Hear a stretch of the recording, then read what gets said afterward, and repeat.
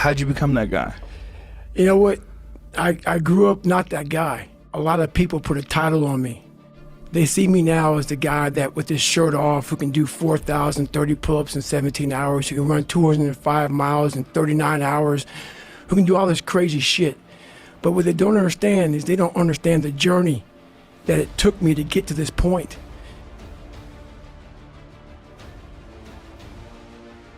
I was that guy who ran away from absolutely everything that I got in front of me.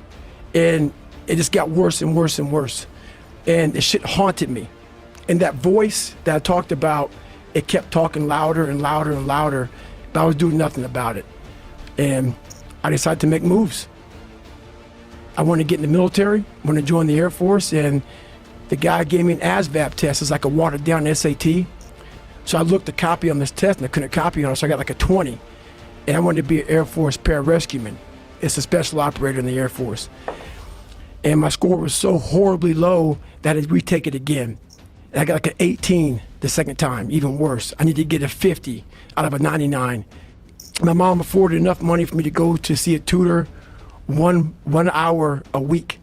And I studied my ass off and passed it. And I got in the Air Force and realized there was more things in front of me. I was afraid of the water, terrified of the water. In all special ops training is the water confidence, where they try to pretty much drown your ass.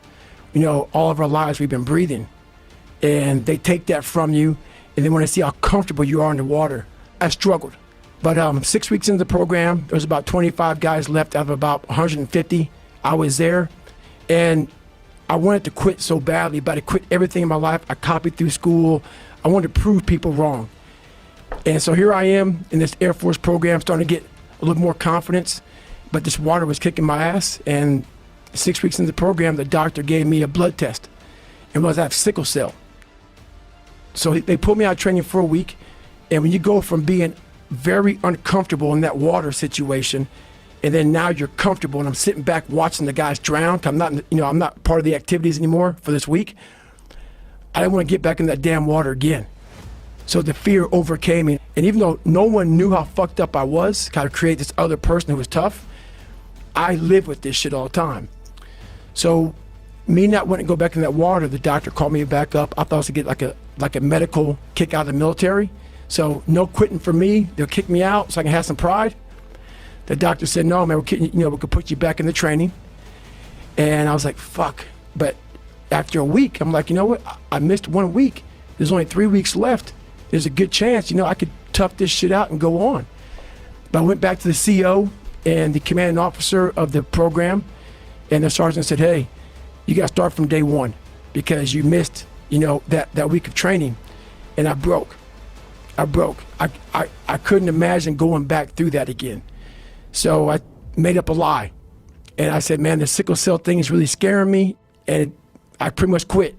Even though they gave me a medical, I quit. And I started finding things that was comfortable. And the more things I found comfortable, the more uncomfortable my mind was.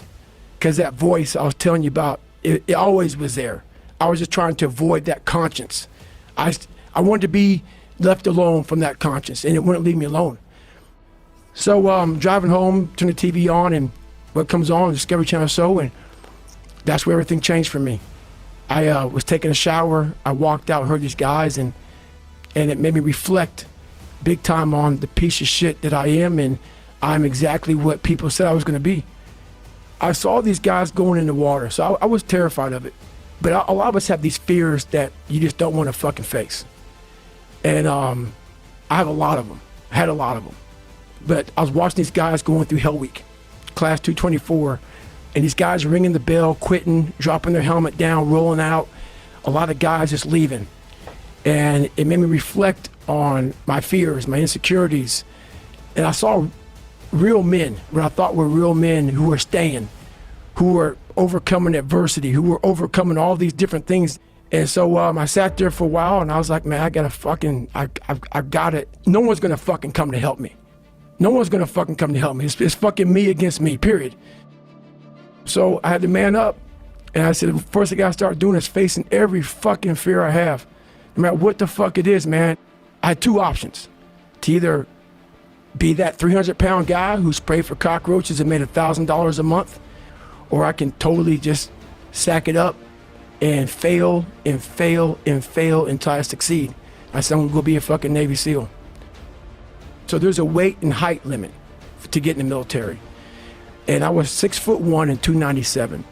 So I called all these recruiters up, and all of them said, hey, how tall are you, blah, blah, blah, blah. They got into conversation to see if I was even qualified. And by the time I got to my weight, phone would hang up pretty much like, hey, you know what, call somebody else, try to get in the reserves. So I tried to get in the reserves. To get into the class I had to get into, I had to lose 106 pounds in less than 3 months. And I went home and I started working out like somebody. I became the most obsessed person on the planet Earth. I had to invent a guy that didn't exist. I had to invent a guy that can take any pain, any suffering, any kind of judgment. I had to build this callous mind, and I built it through suffering. I built it through downright fucking just crushing myself. If it was raining outside at 3 o'clock in the fucking morning, if it was snowing, the first instinct is don't go out there and do shit. My instinct was, we gotta fucking go out there.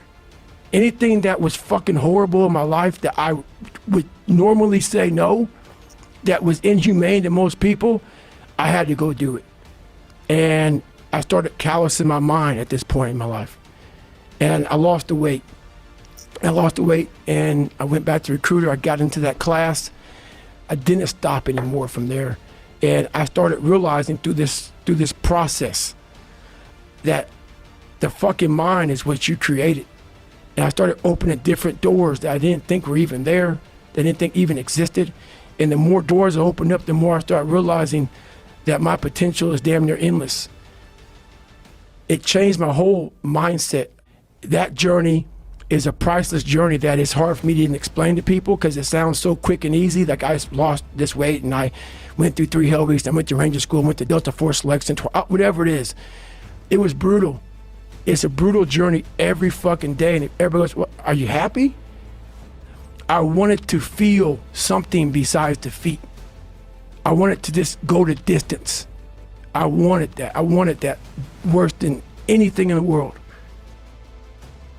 What story would it be if my fucking fat, dumb, lying to be friends with people, insecure ass can overcome this shit?